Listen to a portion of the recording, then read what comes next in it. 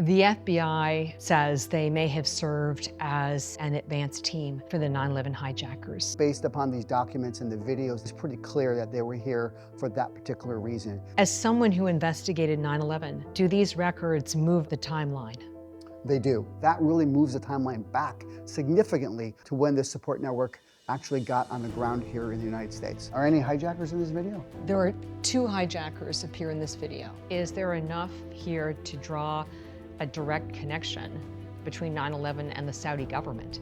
It's clear that we now have individuals who came here prior to 9/11 who were official Saudi employees. Were they official Saudi employees working on behalf of this plot, or they were also Saudi employees and also serving the needs of al-Qaeda? I think these records clearly depict not only the advanced team coming here in the United States, but setting up shop, facilitating the care and feeding and housing of the hijackers. That's information that would have been relevant to the 9/11 Commission. These videos were obtained in the fall of 2001. Those videos should have been provided to the 9/11 Commission.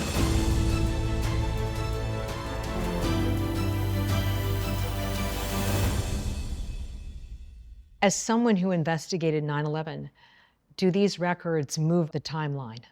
They do. I think that really moves the timeline back significantly 2 to 3 years to when this support network actually got on the ground here in the United States.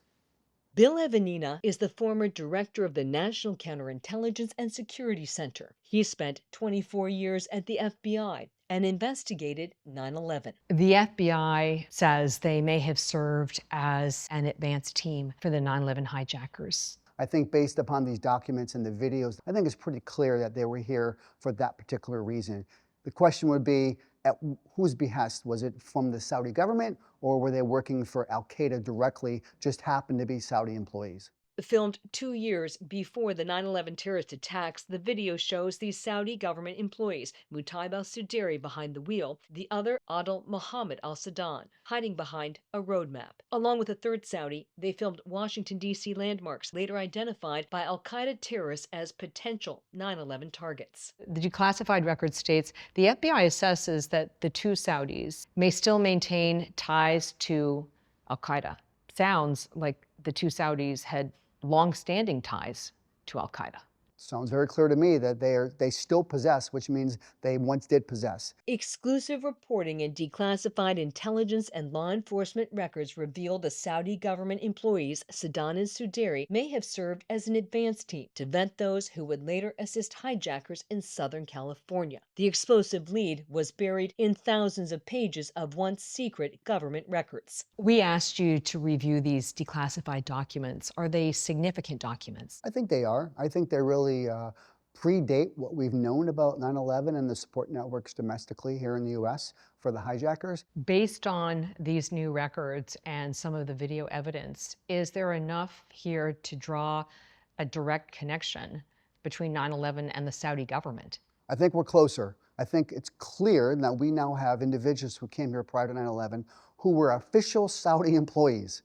Now, were they official Saudi employees working on behalf of this plot, or they were also Saudi employees and also serving the needs of al-Qaeda? Are the two Saudis overlooked key players in the 9/11 plot? I think that's a good question. I think these two individuals who are now named provide new investigative leads for the FBI and our intelligence services to go back and put some more pieces together in this really complicated puzzle.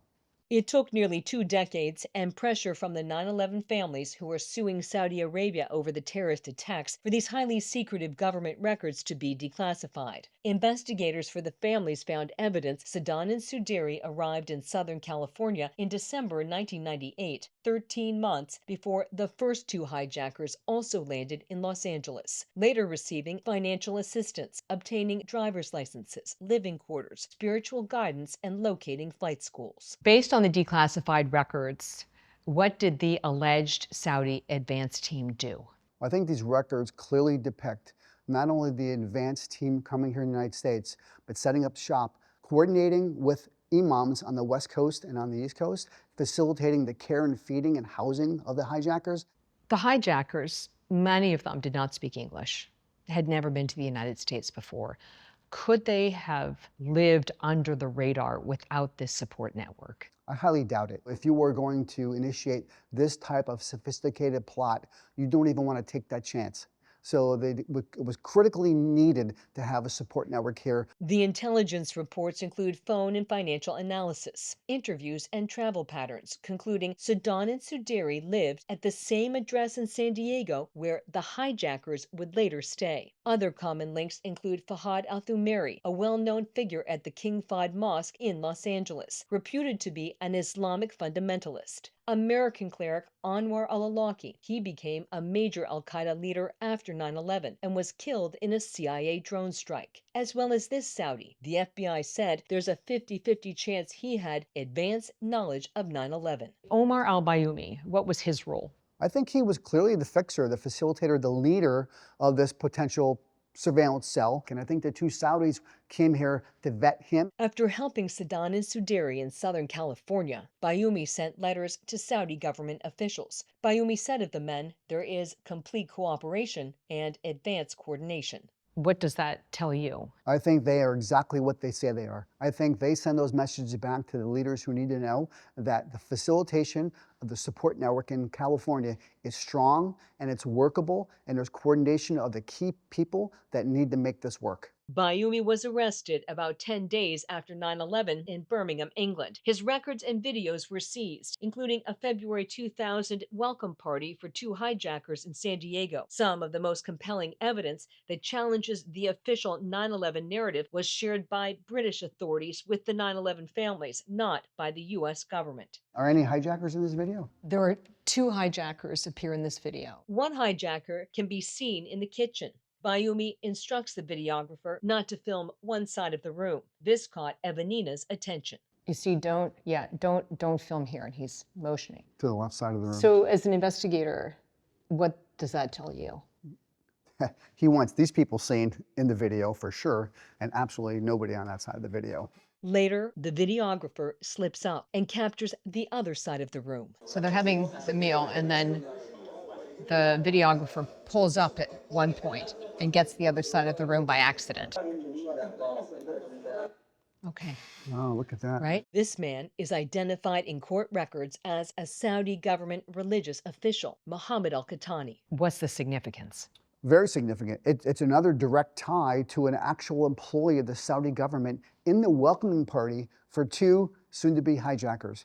That's a big deal. That's information that would have been relevant to the 9/11 Commission. These videos were obtained in the fall of 2001. Those videos should have been provided to the 9/11 Commission. In April 2001, 5 months before the attacks that killed nearly 3,000 Americans, in New York City, at the Pentagon, and in Shanksville, Pennsylvania, two hijackers traveled from Arizona to Virginia. Investigators for the 9/11 families developed this map and allege the hijackers passed through Oklahoma and Missouri, where the same two Saudi government employees were assigned. In Missouri, Suderi had lived with a known key communications specialist for al-Qaeda leader Osama bin Laden. I believe those two locations in Oklahoma and Missouri were check-in spots where they had to check in with trusted people who helped facilitate their arrival to make sure they were on the right path and going in the right direction, and if they needed any more assistance on the way.